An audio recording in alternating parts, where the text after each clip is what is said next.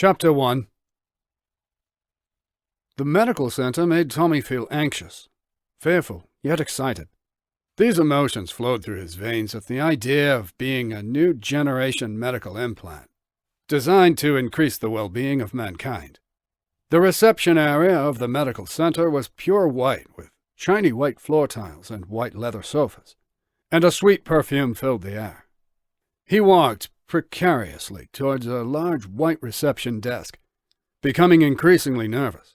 But he was then greeted by a calming, beautiful woman with long dark hair, piercing green eyes, and a smile that left him almost speechless. He almost forgot for a moment why he was there.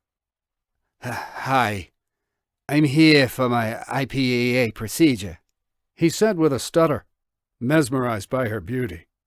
No problem, sir. Please confirm your name and date of birth. Her voice was soft and clear with precise pronunciation. Tommy McGregor, 10th of November, 1988. Thank you, Mr. McGregor. Please take a seat. Using her hand, she gestured him towards the waiting area. Thank you. He looked at her name tag on her prominent chest. Katrina, he said, feeling almost proud of himself, expressed by a slight smile from the corner of his mouth. Tommy turned and sat himself on the white leather sofa that squeaked as he sat, then glanced around the area. The place was huge, and the ceiling must have been at least 20 feet high, which echoed voices and shone bright, interchanging colored LED lighting, which filled the large open space. There was a TV screen hung on the wall, which played an advert he recognized for the IPEA. IPEA? Intrabody Profiling Examination Application. The IPEA was developed by a professor called Tammy Buzidenhout from Germany. She created a microscopic implant that attaches itself to the central nervous system. A neurological smart injection directly into the brain collects data from every single cell in the body and transfers this information back to the implant. It then communicates this data to an Android or Apple OS via Bluetooth technology. This information is analyzed by the application and provides the user with anything they need to know about their body. A breakthrough in medical science. Authorized by Medicines and Healthcare Products Regulatory Agency. After a short wait, Tommy heard his name being called. Tommy McGregor, please. He looked round and saw a tall man, about 25 years old, who he assumed was a doctor, standing, holding a clipboard. He looked very formal. Yeah, that's me, he announced, holding up his hand like a 12-year-old in school. He then stood to greet the man. Nice to meet you. Please, Mr. McGregor, follow me, said the man, ushering Tommy towards a large and endless corridor. Footsteps echoed from the doctor's shoes hitting the white floor tiles. There were a series of doors which led to the unknown. Tommy's anxiety came back, causing questions to run through his mind. What if something goes wrong? What if it damages my brain? What if I have an allergic reaction? After a minute of walking, the doctor stopped at a door. The sign displayed X19, which didn't mean anything to Tommy. But he proceeded to follow the doctor into the room. The room was large. The back wall had black glass from floor to ceiling, and the wall to the left was full of computer equipment, like something you'd see at the bridge of the Enterprise. In the center of the room was a large white chair, like the type you would find in a dentist's surgery, with a large device above it integrated into the ceiling, which looked very precarious. Please, Mr. McGregor, take a seat and make yourself comfortable. You're going to be here a while. Tommy simply nodded and sat down in the chair. He looked up at the contraption that was embedded into the ceiling, wondering what on earth it was. It looked like a network of cameras or something, and God knows what else. Still feeling anxious, he turned to speak to the doctor. What's that? He asked, pointing with his finger trembling. I'm not a doctor, Mr. McGregor. I'm a medical technologist. My job is to ensure this procedure goes smoothly and to abolish any problems that might occur. You have been made aware of the risks, haven't you, sir? Well, yeah, sort of. But I'm not worried about them. His voice wobbled again. He was clearly nervous. It's important that you understand the risks and side effects of the ECOG binding compound. I know. Sweat beaded on his forehead. Look, Mr. McGregor, if your body rejects this binding compound, it can affect your central nervous system, which can cause blindness, loss of hearing and smell, and can obstruct your ability to walk or maneuver properly, all of which are irreversible. However, studies have shown the odds of rejection are 1 in 67 million, so there's more chance of winning the lottery than your body rejecting the compound. But it's still very important you are aware of the risks before signing the waiver. He then handed him a leaflet containing all the information. Tommy skimmed through quickly and then returned it. Yeah, it's all good. I'm happy to proceed, he said with a non-convincing smile. Okay, well, empty your pockets, remove any electrical items you may have, and the surgeon will be in shortly to answer any further questions. Great. How long will this take? Tommy asked, thinking. He could have asked me to empty my pockets before I sat down. It takes 48 hours, all in all.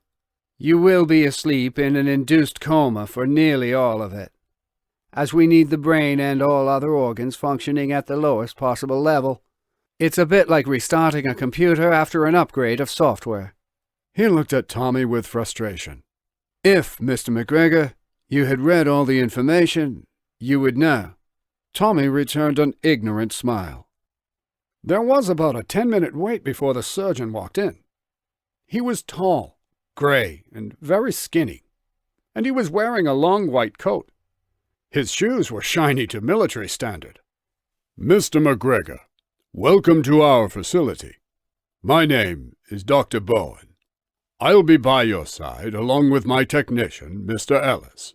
His voice was deep, and he was very well spoken.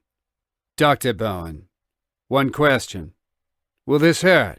Tommy asked, with a gaze like a rabbit in headlights. I'm not a wimp or anything. I'm just wondering. Tommy then shrugged his shoulders to hide his concerns. Dr. Bowen smiled. We get asked that a lot, Mr. McGregor.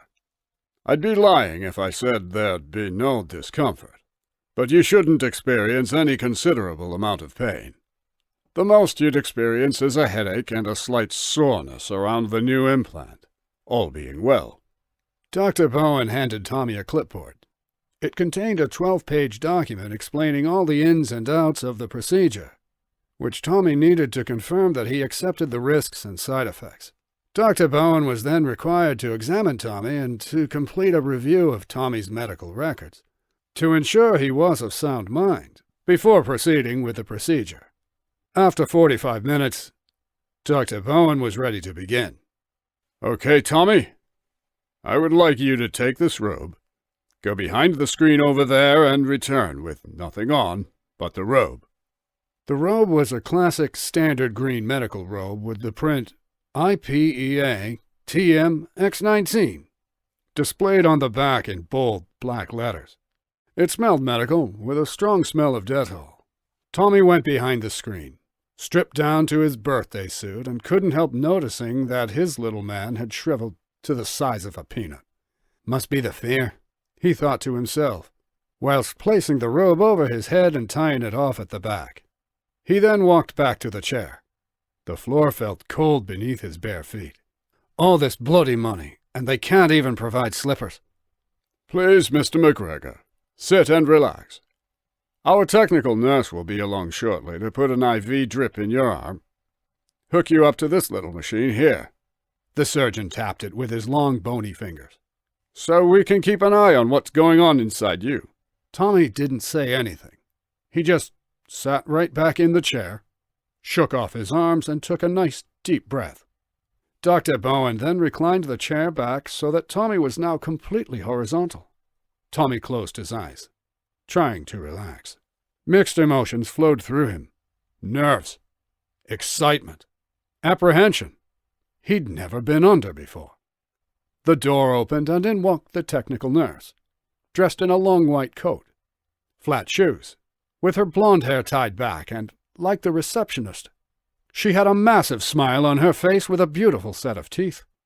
It was like they only recruited a certain type of woman. Hot. Mr. McGregor, my name is Billy. I need you to lift up your robe so I can put in this catheter. Is that okay? She was holding up a thin plastic tube in a gloved hand. Tommy nodded and closed his eyes. Lifting up his robe, he felt an uncomfortable burning sensation for a few moments, and a strong urge to pee. All done, sir. Now, I need to place this on your finger and these pads on your head. Tommy felt extremely anxious at this stage, wondering what was to come. Billy gently put a line into Tommy's arm. It was just a scratch, but Tommy hated needles and felt a little queasy for a moment. He was quickly distracted by her smile. She smelled so good, and her skin was fresh and clear. He couldn't help but fancy her, even though he had a girlfriend, Taylor, at home, who had no idea where he was. Dr. Bowen then caught Tommy's attention as he started to explain the procedure. So, Tommy, we need to put you into a deep state of unconsciousness by using a barbiturate drug, which will put you into a temporary barb coma. This is to protect your brain whilst we administer the ECOG compound. He smiled at Tommy. Relax. We've done this 1,000 times. Tommy gave a nervous grin, and Dr. Bowen proceeded to administer anesthesia whilst telling Tommy to count to 10. 1, 2, 3. Tommy's eyes felt heavy and they slowly closed. He tried to fight it, tried to keep his eyes open. They were too heavy. Then moments later he was in total anesthesia. As he slowly regained a form of consciousness from the induced coma, he experienced a moment of panic. He could only hear, but was unable to move. His instant thought was that he would be trapped in his subconscious mind for eternity. He could hear voices around him talking, but the words were all muffled.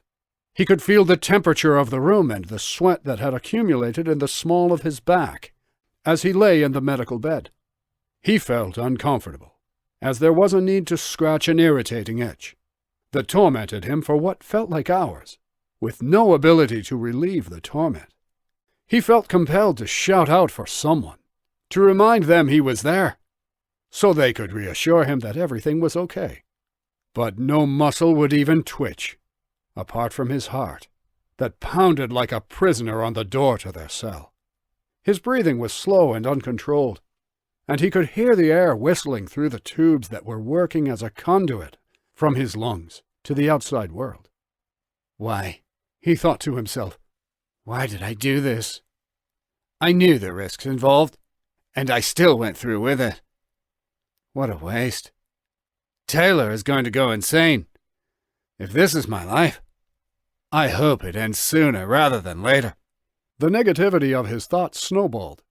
This increased his heart rate, which he could simultaneously hear with the beeping and pulsing on a machine that was nearby. He could cry with no tears or any sign of physical emotion. On the inside, he was screaming with fear. There was a lot of muffled talking, then a sudden sharp pain that provided a sense of coldness, which quickly spread up his left arm and around his shoulder. There was a slight twitch in his fingers and his toes, and he could then move his jaw, which ached like he'd just done 10 rounds with David Hay.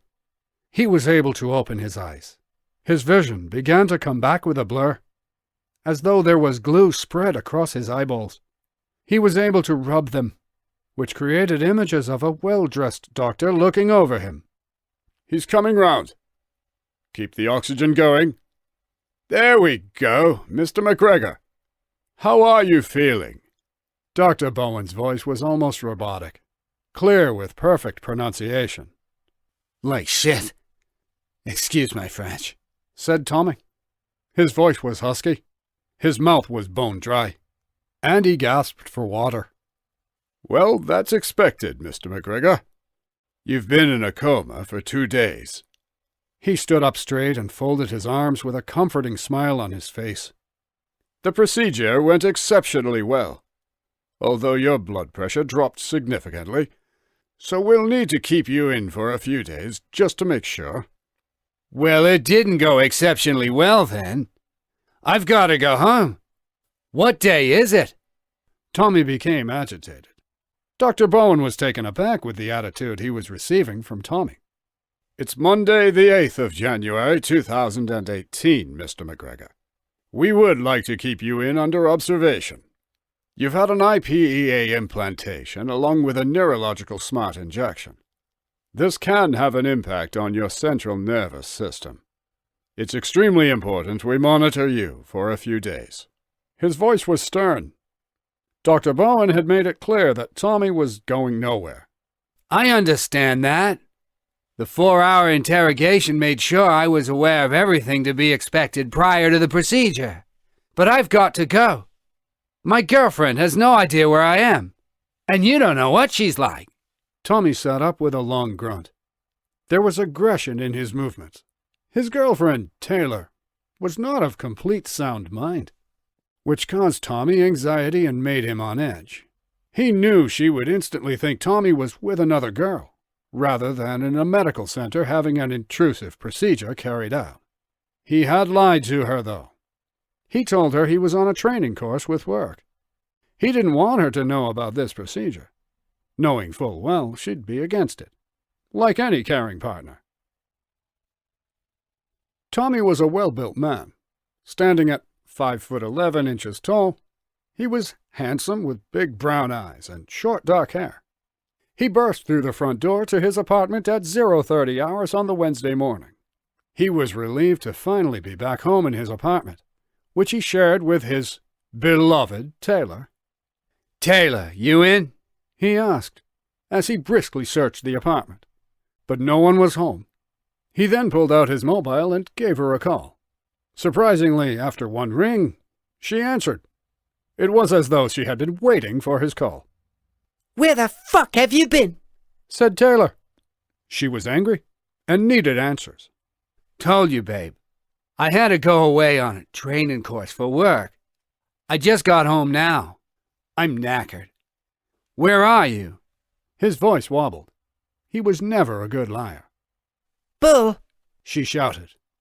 you've been with that girl from the gym. Emily. Do not fucking lie to me, Tommy McGregor." He could almost feel her screaming breath through the phone as she yelled at him. "Okay, chill." He was confused by her allegations. "Emily, I've told you. I've been on a training course with work.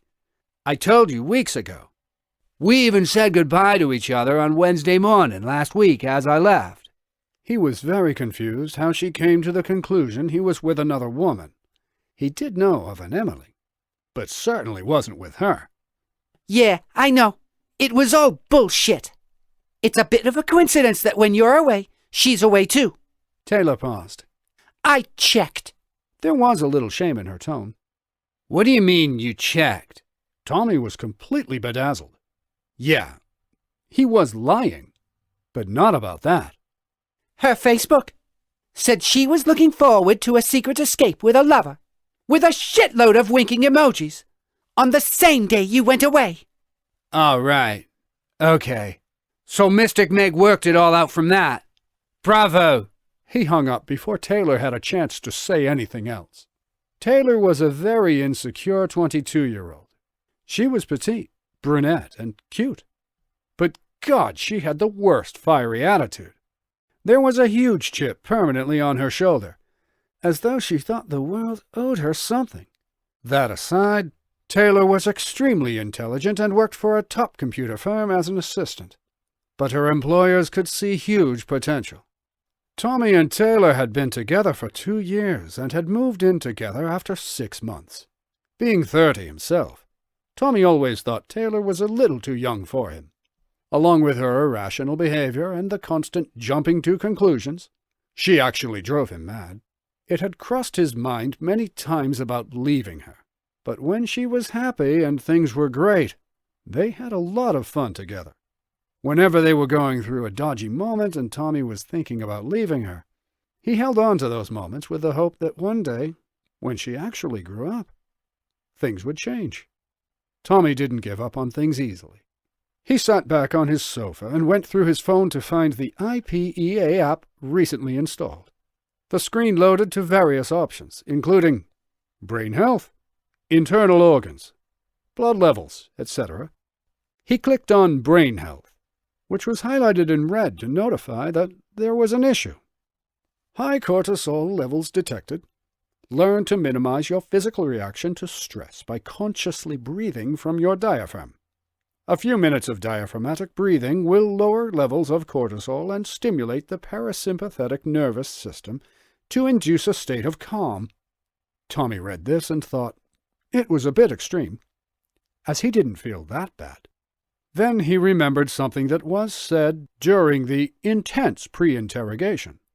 A lot goes on inside your body that you are unaware of. The idea of the IPEA is to highlight things that are unknown to you and to assist in you living a longer, healthier life by taking action when required.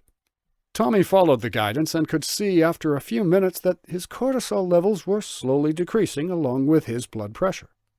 This is some pretty clever stuff, he thought to himself, and continued to relax for a few more moments. He then checked other features. The app stated that he was overtired, and that he needed to drink at least 1.3 liters of water to avoid dehydration after he's had an 8-hour sleep. Feeling tired, he went into the kitchen, downed a pint of slightly warm tap water, and filled another glass to take to bed. He then got undressed to his pants and looked at himself in the mirror, flexing his biceps, abs, shoulders and chest all at the same time in a crab-like pose. He felt a little weak, but still admired his hard-earned physique. He laid in bed in the dark. The light from outside shone through the small gaps in the blinds to his bedroom, with dust flickering in the beams. He could hear the sound of a few cars passing by. He felt somewhat blessed to be home in his own bed, but still held on to a little anger towards Taylor. Although he felt calmer, he thought about how this IPEA was going to assist him in a healthy lifestyle, how it was going to tell him when he was overtired, eating enough of the right foods, drinking enough and doing everything possible to enhance his health and well-being, especially reducing stress. He had saved for a long time to have this done, and was hoping to see a vast improvement in looks, health, and mental soundness. It's easy to be led at times and to fall into a change-your-life sales pitch. Be happier, slimmer, richer, live forever. There must be ramifications for interfering with nature. The effects of technology in this world will have a negative impact on us someday. The terrifying thing is the future.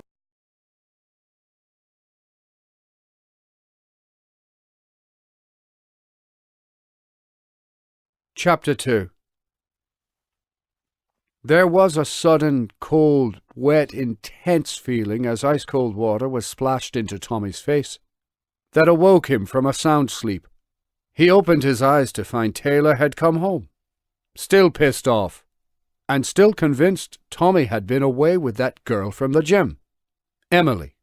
When Taylor had an idea or a scenario in her head, she convinced herself it was real. It had happened, was happening, or was going to happen.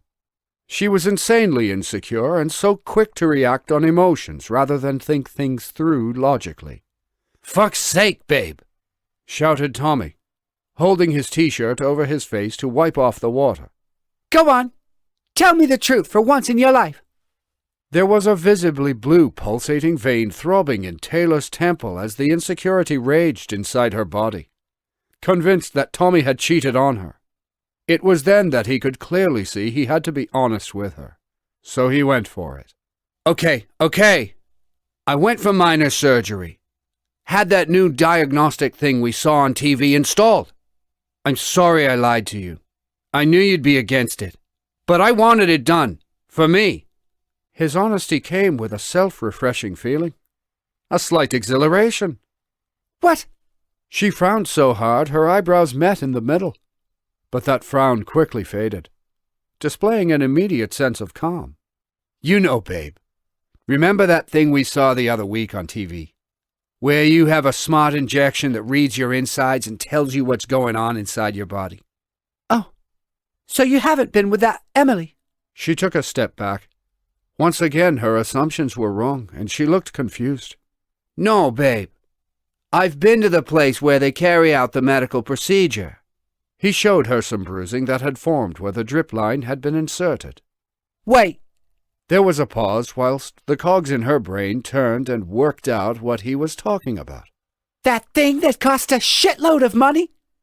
She asked, her face slowly turning a purplish red. Yes, but what I spend my money on is up to me. This was something Tommy always felt defensive about, the subject of money.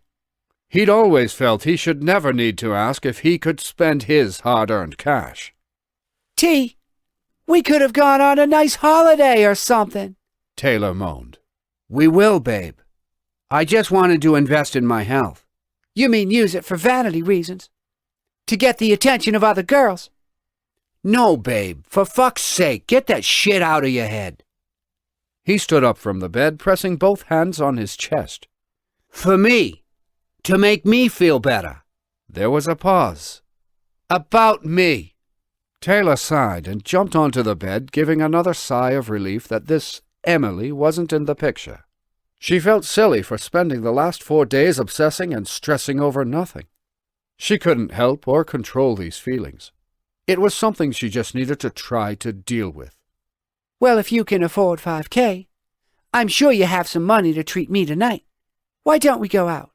Taylor kissed Tommy's cheek and slowly tickled his chest in an attempt to seduce him into agreement. I think you need to apologize first for pouring water over me. Tommy pushed her hand away. You need to stop all this nonsense. All this jumping to conclusions, the paranoia, and start trusting me. I love you and only want you. This has to stop, for fuck's sake. You are pushing me away. Tommy tried to keep his tone sympathetic, but Taylor's brain didn't work that way, and she went straight on the defensive. What? Exclaimed Taylor, her face changing once again. So, you're going off me because I love you so much? Eh? No, babe. I'm not saying that. But this behavior is too much. I don't want to argue with you every single day. I don't want to have to watch what I'm saying or be on edge every time my phone beeps because you think it's a girl. I know, T. God! She said through her teeth, displaying an element of frustration. I'm sorry. I do try. And I promise I'll try harder. You know I've had a tough history with boys. Her eyes started to fill with tears. Tommy couldn't help but fall for her tears. It broke his heart seeing her upset. I know you have, sweetheart. But just remember, I'm not those boys. I'm me. He held up 2 thumbs and gave a big cheesy grin in an attempt to lighten the mood. I know, T. You do treat me right. You really are the best boyfriend I've ever had. They cuddled with a slight awkwardness, so Taylor pulled herself right into him to make it feel real. And sorry for throwing water over you. I'll make it up to you tonight. She gave Tommy a wink as a cheeky gesture and kissed him passionately. They both laid there for a few moments and absorbed the conversation and the lightened mood. Tommy noticed a little blue notification light flickering on his phone. He looked at the preview and saw that it was just the IPEA telling him his stress levels were elevated once again.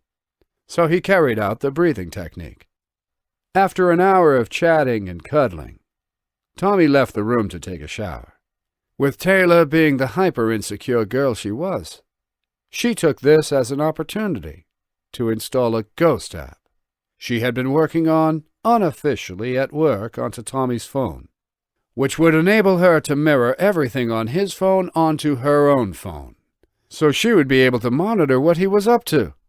The app took a while to install. She heard the shower shut off. Knowing Tommy wouldn't take long to dry himself off, she had only a few seconds to spare, and the app was only 50% installed. She became impatient. Come on! She shouted quietly through her teeth, her heart rate beating hard in her chest, followed by a hot flush that cursed her body momentarily. 60% complete. Come on! The words seethed through her teeth. The bathroom door opened. She panicked and tossed his phone under the bed in the hope that he wouldn't try to look for it straight away. She had designed the application so it would work in the background and was completely undetectable to the user. Tommy would be completely oblivious to its presence and would continue to use his phone as he always had. "Who are you talking to?" Tommy asked. There was a white towel wrapped around his waist, showing his well-defined physique. "No one. Tea. Just gonna make a coffee. Want one?" "Please." Taylor went to make the coffee, opened her phone, and could see that the Ghost app had installed properly. Now she could access Tommy's phone from hers. She took a quick look through his messages. This was to firstly check that the app was working, but also to see what activity had been taking place on his phone. Tommy walked into the kitchen as Taylor was snooping. She quickly locked her phone, which looked highly suspicious to Tommy. Something Taylor would have gone ballistic over. "What are you up to?" He gave a partial frown. "Nothing. I was on my phone, and now I'm not. Problem?" Her attitude had started once again. "Not a problem you being on your phone, but a problem that you quickly locked it as I walked in. You know what they say." He smiled and turned, walking back out of the kitchen. Taylor made chase, confused by Tommy's comment. "And what is that supposed to mean?" "You know." He smiled at her sarcastically. "Those that are paranoid about their partner cheating are the ones who normally have something to hide." He smiled again, feeling as though he had the upper hand. He walked into the bedroom and started to get dressed. Taylor stomped after him. "What the fuck is that supposed to mean?" "Just saying, babe. You are constantly on at me, assuming, accusing, Making sly little comments that I'm cheating, when I don't do anything to give you that impression." He sat on the bed. "I'm literally sick to my back teeth of all this bullshit hassle from you.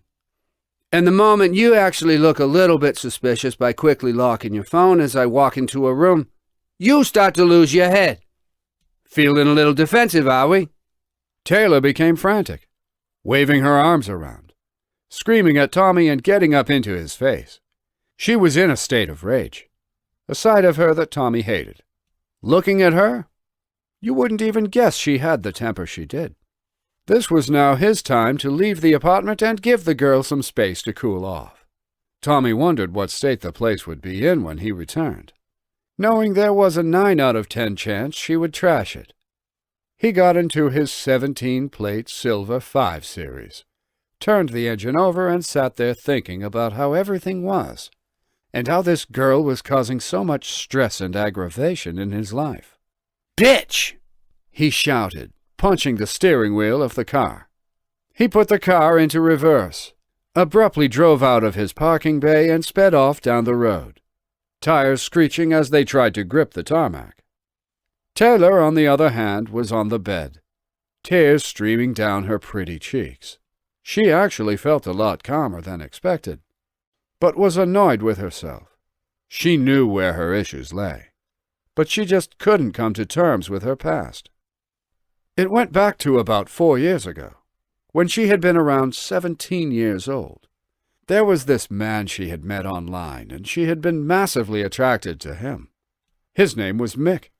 Taylor had fallen crazy in love with this man. He was 20 years her senior, well put together and carried himself well. He was well off and made his money as a car dealer, which meant he always drove around in nice cars. This had been impressive to Taylor, and was something to show off to her friends about.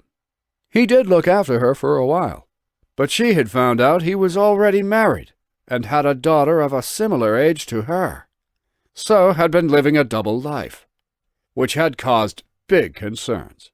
Taylor hadn't been able to bring herself to do anything about it. She was so in love with him, she couldn't leave, so had continued with their relationship as they had been. After a while, Taylor had found it increasingly difficult to accept that he was still sleeping with his wife and her at the same time. So she had tried to call it off with threats of telling his wife. Mick wasn't the kind of person to piss off and didn't take to the threats very well. So this had caused things to become nasty. Shortly after the threats came a night from hell for Taylor. She had refused to have sex with him until he left his wife. His male ego couldn't accept the rejection, and he had become aggressive and had repeatedly raped her, humiliated her, and beat her unconscious. He had kept her locked in his secretly rented flat, his little love nest, for 2 days. When she was finally able to leave, she was scared to death of him. As soon as she got home, her mother had taken one look at her and had burst into tears. Taylor had confessed all, so her mom had taken her to hospital and had called the police. Mick had been arrested for that incident and charged with a prison sentence of a measly 32 months. This did, however, have a catastrophic effect on his wife and teenage daughter, which had caused Mick to hang himself in his prison cell one night. Taylor had never been the same again. Tommy, with the greatest respect, didn't know this. All Taylor had told him was that Mick had cheated on her. So now she found it hard to trust anyone. There's always a reason why someone acts the way they do. Taylor couldn't stop herself falling for Tommy, had let her guard down, and now she felt ridiculously vulnerable. She knew he'd never beat her or physically harm her, but she had this dreaded, gut-wrenching feeling in the pit of her stomach that all blokes were the same, and that he would cheat on her.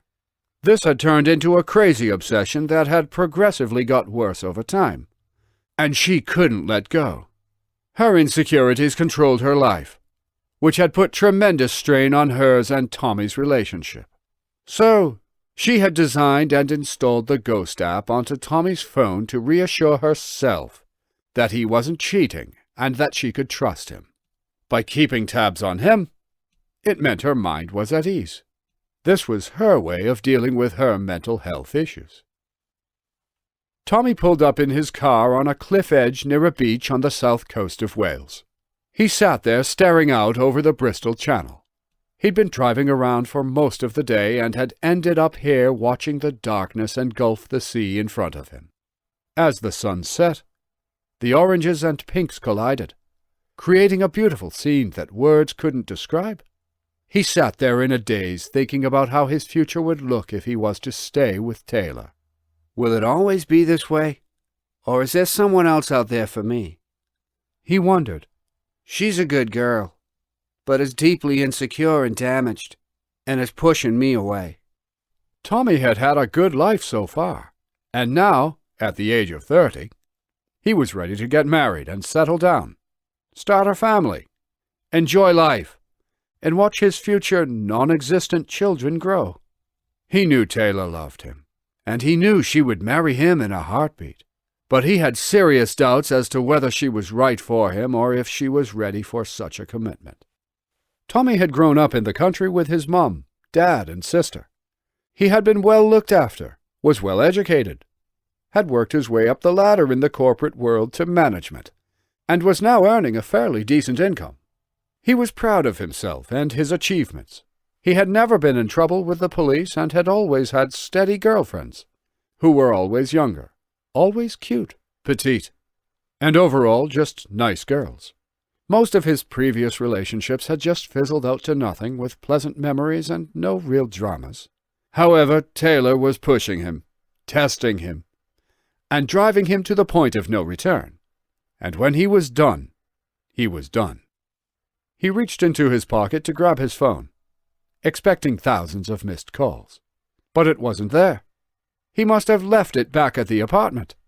He'd been gone for hours. He then panicked, knowing Taylor would be going out of her mind, and he became worried about how she would be feeling. He started to stress himself and drove home erratically. On the drive back home, he said out loud, "This isn't normal.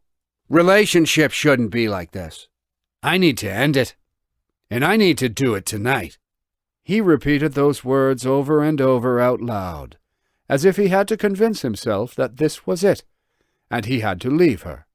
When Tommy pulled up outside the apartment, he briefly looked around and noticed all the lights were off and the area was dead silent. There was a light breeze in the air, and the smell of the summer night flowed into his nostrils. He had a moment of calm. Then a sudden surge of adrenaline pulsed deep in his stomach at the thought of ending it with Taylor. He was worried and anxious about how she would take it, Part of him hoped she wouldn't be home, just so the whole process could be prolonged, just for a little bit longer. "Deep breaths," he said out loud. He looked up and could see a figure staring down at him from the apartment above his. All the lights were off, which generated a spooky silhouette. He waved at his neighbor and gave a little smile, but his neighbor simply turned and disappeared back into the darkness of his flat. "Freak," said Tommy. That guy always gave him the creeps. He would always stare, would never say much, but strangely always tried to intercept his post. He would then knock on Tommy's door and say that the postman had left it for him. He would hand the post to Tommy and then strangely walk away. Tommy shook himself in preparation and entered the apartment block. He slowly made his way up the stairs to his first-floor apartment and pressed his ear to the door to try and sense any movement. There was nothing. He opened the door slowly and turned on the hallway light. The door to his left led to the bedroom and he peered in. No one was in there, and the place was strangely how he had left it. He expected it to be trashed, as it had happened so many times before. Tommy slowly moved down the corridor which opened into the lounge area. In the darkness lay a figure on the couch. "Babe," he said in a soft tone. "You okay?" Taylor stirred and opened her eyes. Tommy took a step back and turned on the lights. Taylor covered her face as the light burned her eyes and rubbed at them.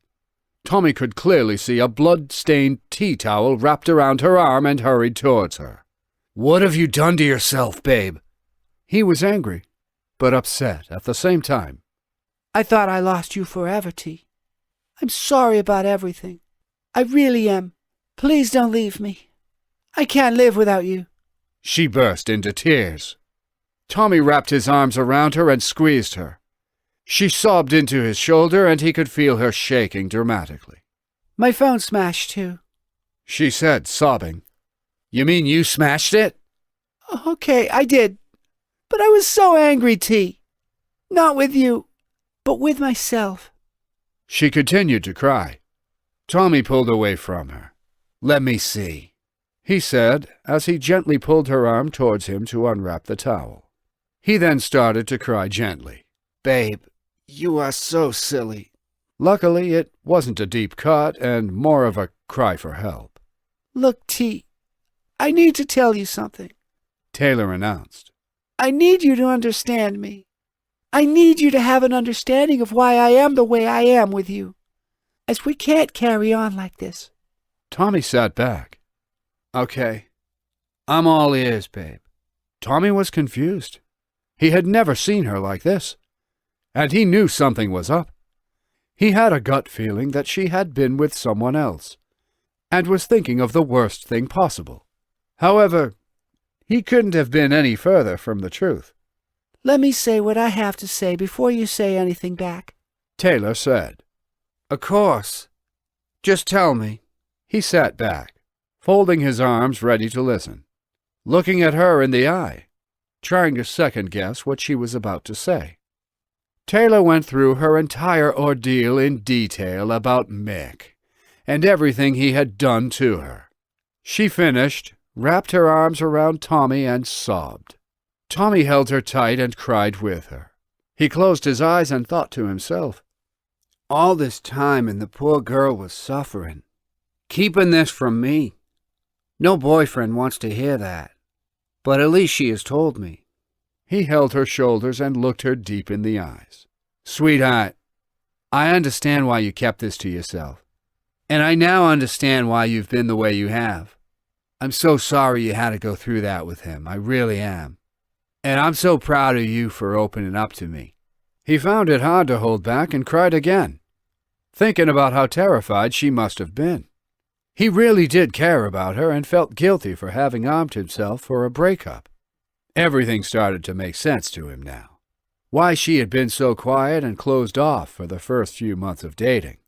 Why it had taken months before they had slept together. And why she behaved so erratically during arguments. The poor girl must have been on the back foot from the offset. Things felt more relaxed around the place for both of them. Taylor was a lot calmer and Tommy just fell in love with her all over again. The arguments literally stopped the night she confided in him. Taylor's mind was clear. She'd had some counseling, which helped her no end, and everything was as it should be. After another couple of weeks, things were better than ever for them both. Taylor gained a promotion at work running her own contract. It was only a small contract, but her career was definitely going in the right direction.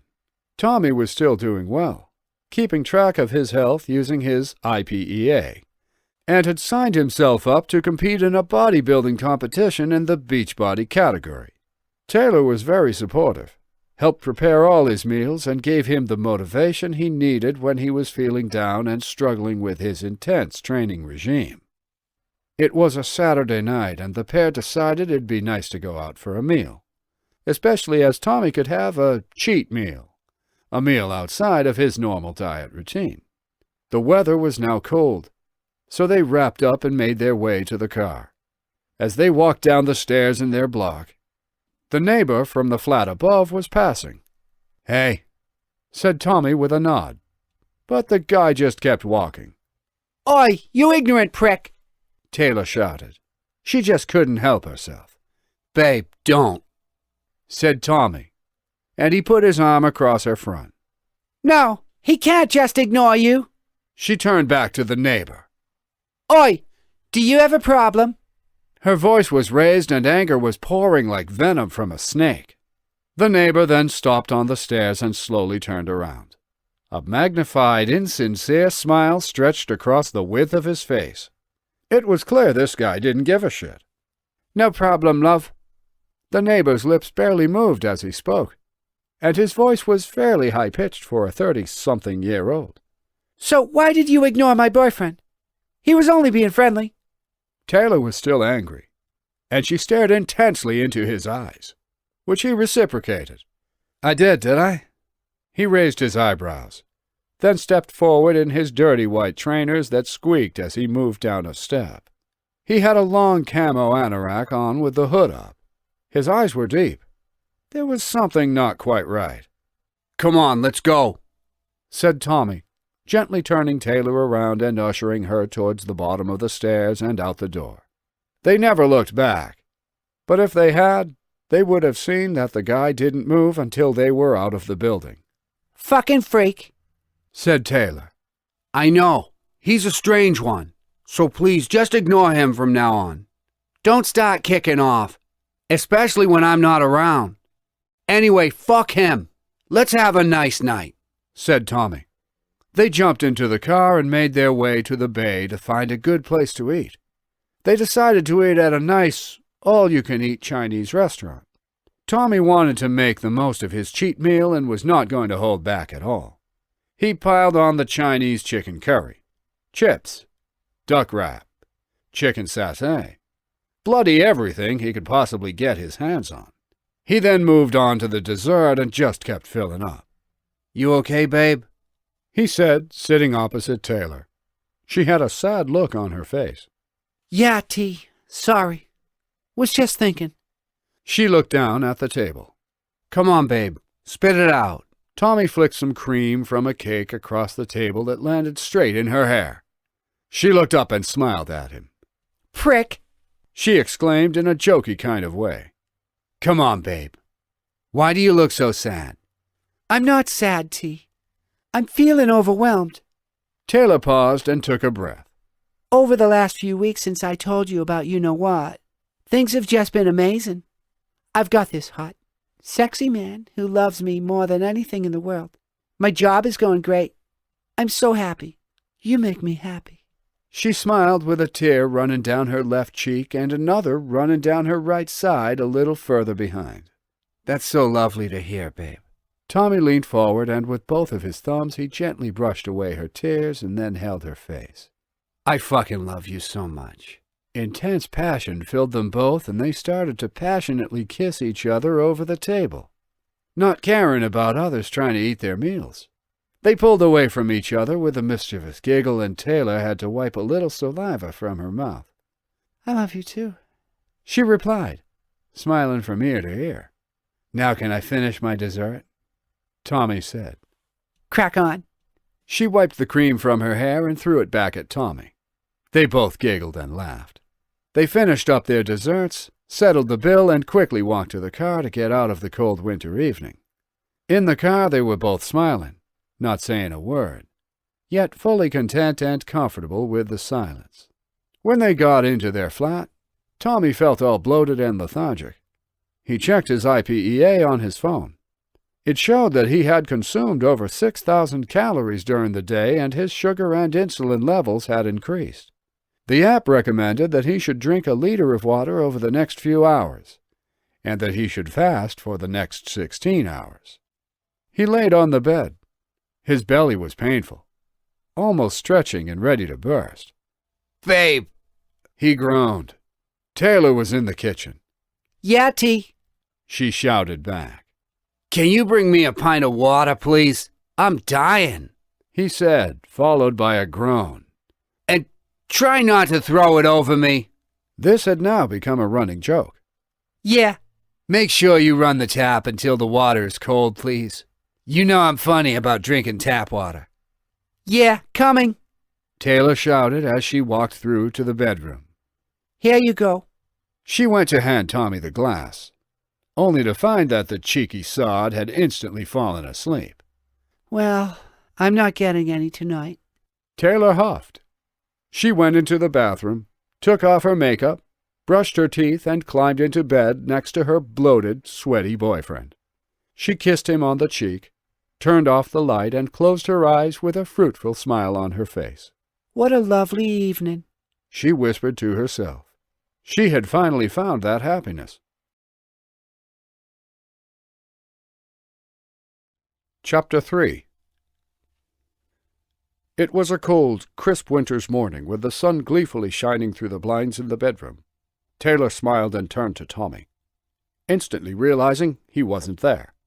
Thinking nothing of it, she climbed out of bed and put on her dressing gown to try and protect herself from the cold air in the room. She walked through the hallway into the lounge. Tommy wasn't there either. She silently walked around the flat, checking every room. There was nothing. Where is he? She said out loud to herself. She went back into the bedroom and picked up her phone, pulled out the charger and checked. No messages. This did cause her a little concern, as this was out of character for Tommy. She decided to give him a call. "Yeah, babe." He sounded breathless. Where are you, T? Taylor asked, her voice low with concern. "Sorry, babe. I just nipped out for a brisk walk to try and do a little fasted cardio, especially after last night's extravaganza. I didn't want to wake you. You looked so peaceful." Taylor breathed a sigh of relief. Okay, T. Had me worried for a moment then. You could have at least left me a note or text. Her tone was calm. At least I know where he is now, she thought to herself. "I did, on the kettle. Thought that would have been the first place you went to, you coffee addict." Taylor walked into the kitchen, and there it was. A cute little scribble. "Sexy girl. I've gone for a walk. No need to worry. See you soon. Love ya. XXX." So I see. Now get home. I miss you. She blew a kiss down the phone and hung up. Tommy got home about 20 minutes later, and the first thing he did was check his IPEA, hoping to see that last night's binge hadn't had much of an effect on him, with regard to his body fat levels. The IPEA basically told Tommy that he had high sodium levels, he had 12% water retention, and no gain in body fat. He was happy with this.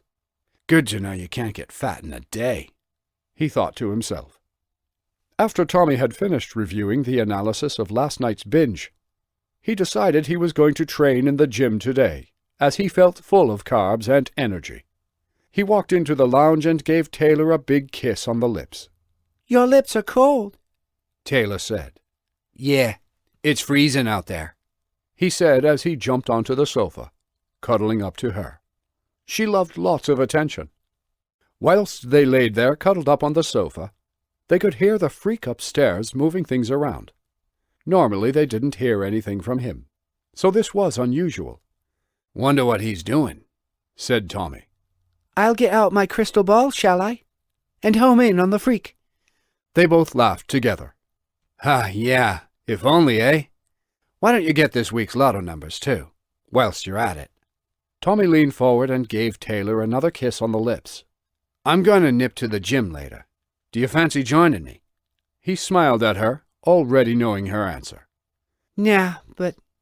Taylor then slowly rubbed her hand up his thigh towards his man-bits. Tommy declined the offer by pushing her hand away.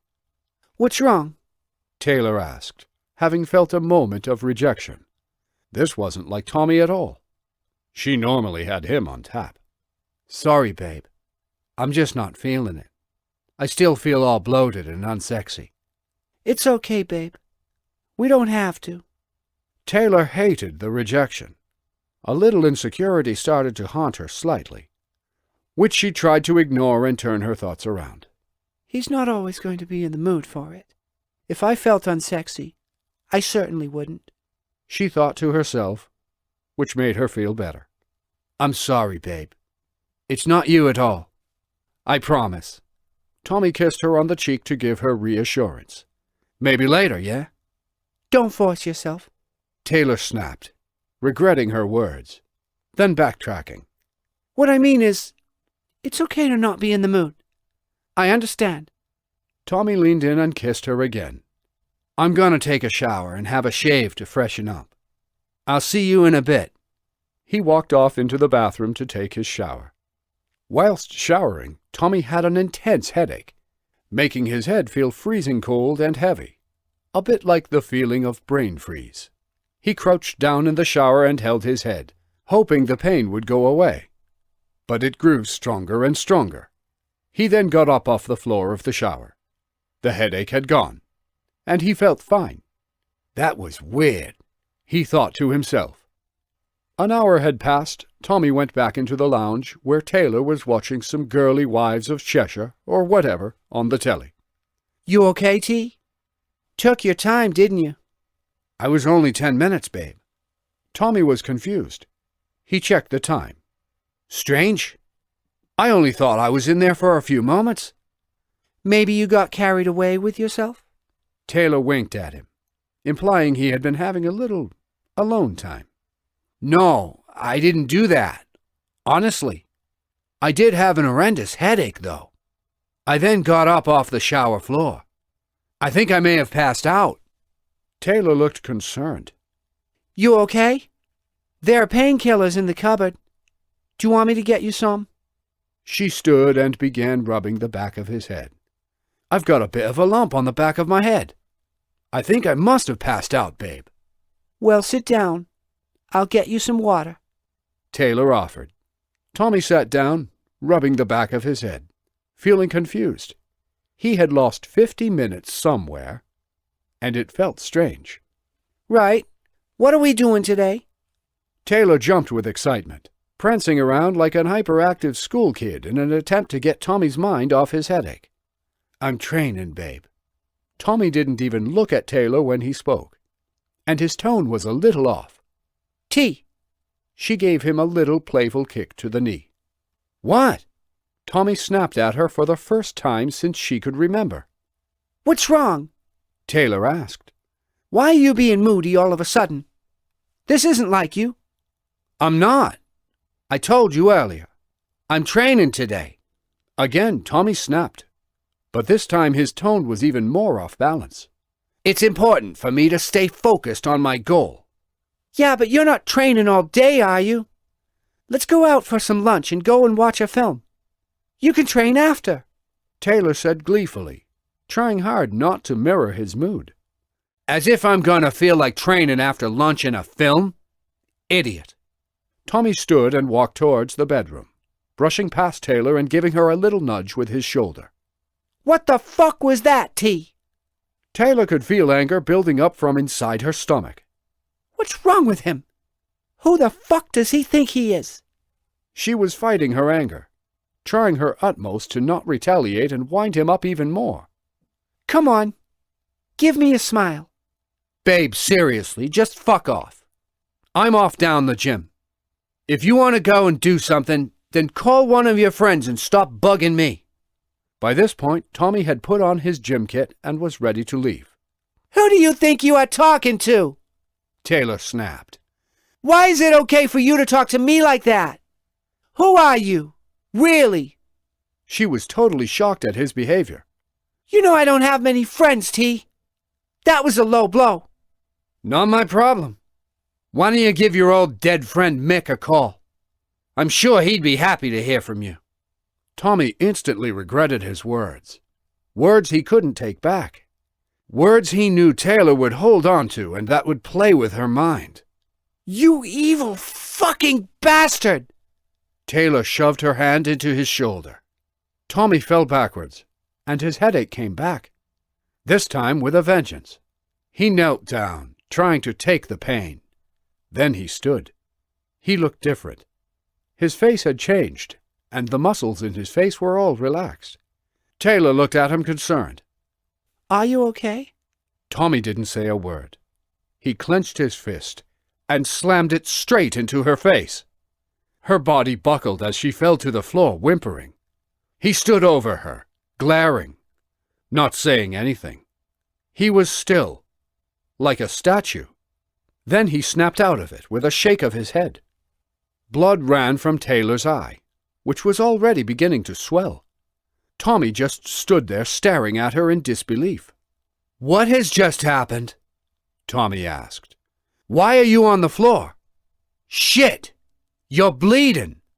He was confused, and his voice was broken. Taylor groaned and managed to stand, holding her eye, trying to catch the blood at the same time. But some had already trickled onto her clothing. This will be the last time you ever see me. I swear on my life, Tommy McGregor. You are a fucking horrible, nasty person. I never ever thought you would ever lay a hand on me. How naive must I be? Taylor glared at Tommy, focusing directly into his eyes. Taylor, I have no idea what happened. I blacked out, honestly. Tommy placed his palms together as a plea for her to believe him. Funny, that's what Mick said after he raped and beat the living shit out of me. If you ever make contact with me again, I will call the police. Now fuck off down to your precious gym. Taylor finally burst into tears. Unspeakable hurt boiled in her heart. She knew she had to leave him. She would never forgive or forget. She'd never ever seen Tommy like that ever. Even when they were going through their really bad patch, he had never spoken to her like that and had never given any tiny indication that he would be violent towards her. Taylor sat on the sofa and sobbed her broken heart out, hurt by the vicious words. Hurt and wounded physically and mentally. Her soul had been broken once again. Tommy drove towards the gym to give her space. He felt utterly confused. I blacked out. I know I did. He couldn't focus. When he parked up outside the gym, he sent Taylor a WhatsApp message. Babe, I'm so sorry. I do not know what happened, nor can I explain it. I love you so much. I'll give you some space. Please don't do anything rash. XXX. Tommy watched the message. The first 2 ticks appeared, confirming the message had been delivered. He continued to wait until they turned blue, an indication the message has been read. Within a few minutes they turned blue, and Taylor simultaneously went offline again. Clearly she didn't want to talk, and who would blame her? The gym was liked by many, but to Tommy it was like a playground for adults. It was his place for escapism, somewhere to clear his mind. He scanned the gym to see if any of his mates were around, but the place was pretty dead, as expected for a Sunday. He did, however, notice Emily, the girl Taylor was once convinced he was sleeping with. She clocked him and gave him a smile. He'd never spoken to her before. They'd just exchanged the odd flirtatious smile occasionally. Tommy knew she fancied him, but he only appreciated her looks. He'd never cheat on Taylor. Emily then came over. There was a slight dance in her step. Tommy was a little surprised. Didn't realize she was this forward, he thought to himself. Been here long, hun? Emily said. Tommy looked her up and down, but felt uncomfortable with the approach. No, just got here. You okay?" he asked, trying to be polite. Emily ignored his question and asked, "What happened to your hand?" It was slightly swollen and purple from hitting Taylor. I punched a wall. It's nothing." Tommy looked at his watch. "I need to get on. Nice to see you." "Wait, would you like to train together?" Emily gave a slight grin. She clearly loved herself. Tommy tilted his head to the side and made an awkward facial expression. "I can't. I've got to get on, sorry. Maybe another time, yeah?" He tried to walk off, but she interrupted him again. "When?" she asked. "When?" Tommy pulled a confused expression. "You said we can train another time. When would you like to?" Emily asked again. "Christ, she's full on. Get the hint, girl. I don't want to train with you," he thought, rather than saying it out loud. "Yeah, I'm not sure. I'll let you know." Again, Tommy attempted to walk away. "Do you want my number then?" she asked. It's okay, thanks. We'll catch up next time we bump into one another." Tommy then managed to walk off, leaving her confused by what had just happened. Probably because no one had ever rejected her before. She was used to guys falling at her feet. Tommy's workout was a good one, considering the emotional trauma he'd endured due to hitting Taylor, which he still had no recollection of. He looked at his hand, which was deep red and swollen. It hurt. He rubbed it and reality hit him. It was real. It really did happen. Why don't I remember? He became upset, trying hard to not cry, holding in his emotions. But it was too much. He briskly walked from the gym into the changing room and sat in a toilet cubicle behind a locked door. Then he let it all out. He kept checking his phone, but there was nothing. Taylor hadn't got back to him. She's gone. I've lost her. Tommy shook himself off and washed his face to try and disguise his upset, then walked back out into the main gym area. Emily clocked him and walked over. She could see he had been upset. "What's wrong, hon?" She rubbed her hand on his shoulder, but he instinctively pulled away. "Don't," Tommy said. "Is it because you've split up with Taylor?" Emily asked. Tommy looked at her, astounded. "Excuse me?" He frowned hard, and his face went slightly red. What the fuck? He thought. "Taylor. She's left you, hasn't she?" Emily gave a smarmy smile with a look of gratification. "No, she hasn't left me. What business is it of yours anyway?" "None. I just know." Emily said. "Know what?" "Everything, Tommy McGregor."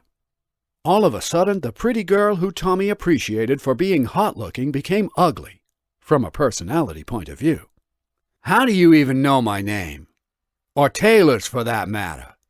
Tommy asked. "I just do. But when you've finished, we're going to need a shower. I'm going to use the staff showers today, as it's only Jake on duty." She turned the flirting back on. Jake was the brother of the gym owner.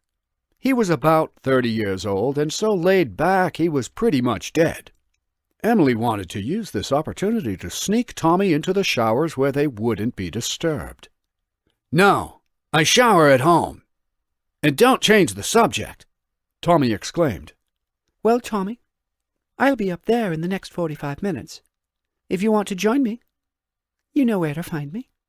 She winked, turned like she was all innocent, as though butter wouldn't melt, and strutted off, moving her body in a way that Tommy couldn't look away, even though he didn't like her. All of a sudden his headache came back. This time he could hear an awful ringing in his ears. It was deafeningly loud. Horrendous. He held his head, pushing at his temples. Then he just stood up straight with no emotion, breathing gently. He was still, like a statue. A little freaky. Tommy walked over to Jake at the desk.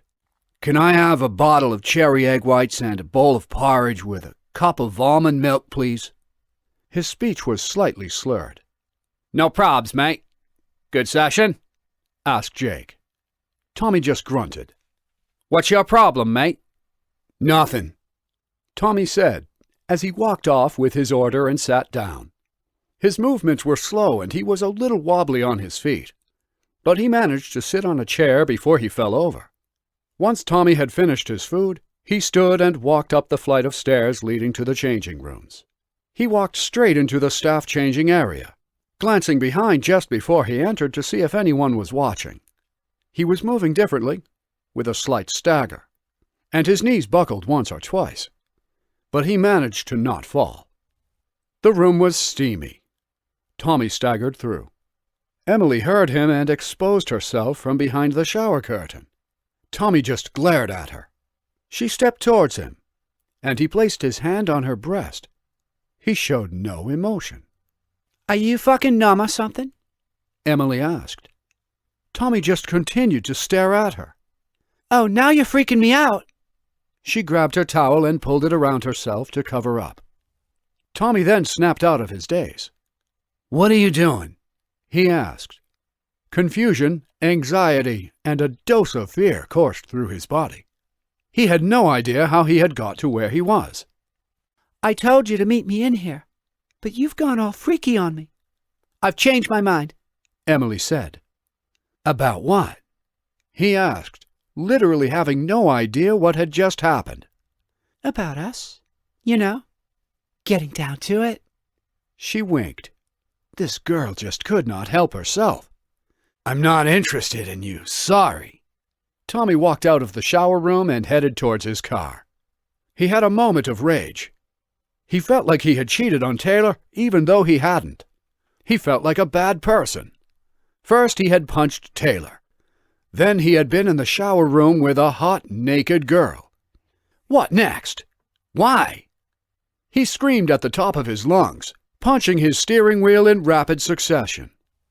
When he eventually calmed down, he could see Emily standing in front of his car, gobsmacked by his actions. She walked over to the driver's side window, which he simultaneously wound down. "You're not all there, mate," Emily said, as sweat ran down Tommy's face from the stress. "Remember, I know you, Tommy McGregor. You could have had this." She ran her hands down the side of her body. "Yeah, and I didn't want it. Fuck off, you slag." Tommy wound up the window and she punched the glass, followed by a big ball of phlegm. Lovely. "Classy girl," Tommy shouted through the window and held up both thumbs in a sarcastic manner. Emily hated this and started to hit the window again, shouting something, but Tommy couldn't make out what it was. He sat there, letting her get on with it, as she shouted all sorts of abuse and gave offensive gestures. "God, she really can't handle rejection, this one." He smiled at her and gave a little wave, which infuriated her even more. She then gave up and walked off, probably feeling a little silly. Tommy checked his phone. There was still nothing from Taylor, just a bunch of notifications from his IPEA, which at this point he didn't care about. He started the engine and drove back home. When he parked up, the freak from upstairs was standing outside smoking a fag. Tommy got out of his car and politely said, "All right." "I know what you did," the freak replied in his high-pitched voice. His eyes were just glued to Tommy's. "You know what?" Tommy asked. "Everything." He then walked off past Tommy and through the car park. "Freak!" Tommy shouted. He didn't think too much of what he had said and made his way into the apartment block. Tommy took a deep breath and walked into the apartment. He felt anxiety. There was pressure applied to his chest, causing him to struggle for breath. He was scared about what he might find. He walked into the lounge, and Taylor was nowhere to be seen. He checked all over, but she was gone. Some of her clothes had gone, her toothbrush and toiletries, even the toothpaste. "Could have left me some bloody toothpaste," Tommy said to himself. He pulled his phone from his pocket and gave Taylor a call, which was rejected after 2 rings, making it clear she didn't want to talk. He tried again, and the same thing happened. So he sent her a WhatsApp message, only to find she had blocked him. He sat on the floor in the hallway and said to himself, "Shit." What have I done? He put his hands over his face and sobbed. His world was starting to crumble. Some time had passed, and Tommy was still sitting on the floor. He pulled himself together and made himself a cup of coffee. The battery on his phone had died due to the fact that he had been staring at it for so long, just waiting for Taylor to make contact with him. He decided to go to her mum's house to try to explain. There was hesitation before he knocked on Taylor's mum's door. Do I really want to do this? He had to. He owed Taylor and her family an apology.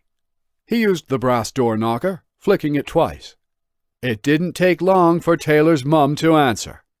As soon as she saw him, she lunged towards him, almost falling, but managed to steady herself. You've got some nerve coming around here. You're not welcome. You're lucky Taylor's dad's not alive. He would have killed you for hitting her. Tommy pleaded with her. I'm so sorry. It wasn't meant to happen. I don't remember it. That doesn't make it okay now, does it? You vile, disgusting human being. You're lucky I haven't called the police. It's only because Taylor begged me not to that I didn't. Now clear off. Taylor's mum shouted whilst thrusting her hand at Tommy, which caused him to flinch. Yeah, you flinch. God, I could swing for you. She slammed the door behind her. Guilt twisted inside of Tommy for what he had done. Back outside of his apartment, Tommy pulled out a packet of fags. He didn't normally smoke, but he needed something to calm himself. And that was all he could think of. He sparked up and looked up to the sky. There was a beautiful mixture of orange and pinks.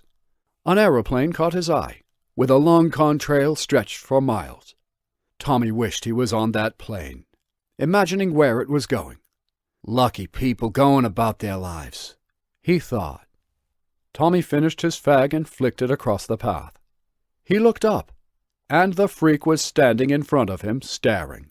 He was surrounded by his strange aura, which caused Tommy's hairs to stand on end. What, mate? Asked Tommy.